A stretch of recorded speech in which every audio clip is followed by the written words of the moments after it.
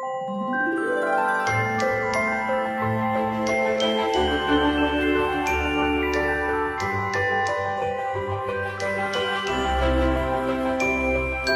moon in this valley always has magic in its rays, and those rays now shone on the mysterious water creature. As he stared at her, he noticed a perfectly drop-shaped pearl hanging from a shell necklace around her neck. The pearl was held by a small net, and it seemed to glow in the moonlight. He took in a long breath and answered, "Why, you're in Viviana."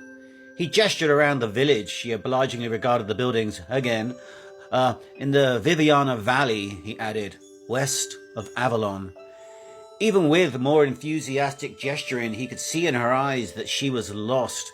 His face turned to one of concern and pity. "Who are you?" he asked. Her lost eyes looked back at him, her face mirroring his. I don't know," the nymph answered softly as she looked into the steadily moving river. Just then, a creature stepped out of an impossible shadow. The river girl took a step back. At first, she thought it was a dog, a big dog. But no, it was covered in white scales that glinted in the moonlight. Ferocious claws threatened out of the creature's huge paws. Then the beast looked up at her and let out a rolling purr growl. Though she was wide-eyed, she felt strangely comforted by the creature's churr.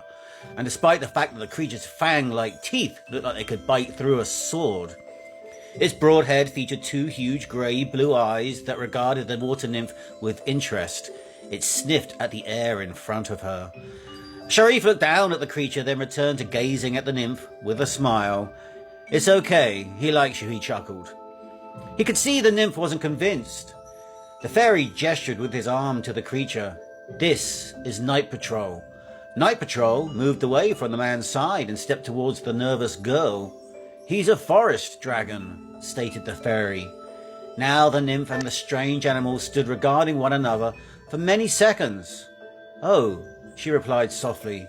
Then her gaze turned back to the river. The dragon and the man looked at each other with perplexed eyes. "Are you continuing your journey?" The Fey man's question seemed to break the nymph out of a trance.